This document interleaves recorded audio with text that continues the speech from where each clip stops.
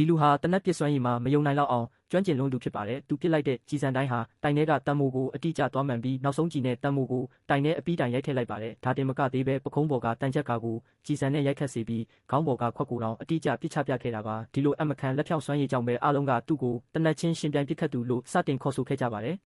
နောက်တနေ့မှာတော့မှုမတ်တယောက်ကသူ့ကိုတနက်ချင်းရှင်ပြိုင်ဖို့စိန်ခေါ်ခဲ့ပါတယ်။ဒိုင်လူကြီးကကြည်စံတစ်တောင်နဲ့ထည့်ထားတဲ့တနက်နှစ်စင်းကိုကျမ်းပြင်ပေါ်တင်ပေးလိုက်ပြီးနှစ်ယောက်လုံးတပြိုင်နက်ပစ်ခတ်ဖို့ပြင်ဆင်လိုက်ကြပါတယ်။ဒါပေမဲ့ဒီလူဟာသူ့တနက်ကိုအောက်ချလိုက်ပြီးရန်သူကိုအရင်ပစ်ခွင့်ပေးခဲ့ပါတယ်။ကံကောင်းစွာနဲ့ပဲမှုမတ်ရဲ့တနက်မှာကြီးမပါခဲ့ပါဘူး။အဲ့ဒီနောက်မှာတော့သူကတနက်ကိုအေးဆေးစွာမြောက်ပြီးမှုမတ်ရဲ့နဖူးမှာတိတ်ကပစ်ခတ်လိုက်ပါတော့တယ်။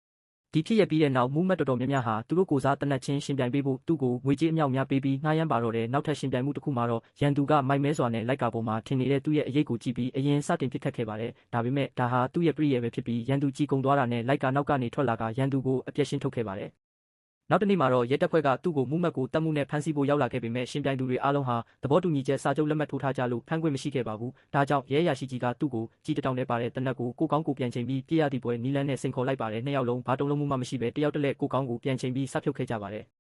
နှစ်ကြိမ်စီစဖြုတ်ပြီးတဲ့နောက်ကြည်စံထွက်ဖို့ရာဂိုင်နှုန်းအရန်မြင့်တက်လာချိန်မှာရဲရရှိကြီးဟာကြောက်ရွံ့သွားပြီးစစ်ပြေးငိမ့်ဖို့တောင်းဆိုခဲ့ပါတယ်။ဒါပေမဲ့ဒီလူကတော့လုံးဝမတွန့်ဆုတ်ပဲသူ့ကောင်းကိုတနက်နဲ့ထက်ချိန်ကစကိုရဲရဲဝံ့ဝံ့ဖြုတ်ပြခဲ့ပြီးကြံတဲ့ကြီးကိုမြေကြီးထဲပစ်ထည့်ကအေးဆေးစွာထွက်ခွာသွားခဲ့ပါတယ်။အဲ့ဒီနေ့ကစပြီးသူ့ကိုဘယ်သူမှတနက်ချင်းရှင်ပြိုင်ဖို့မစိန်ခေါ်ရဲကြတော့ပါဘူး။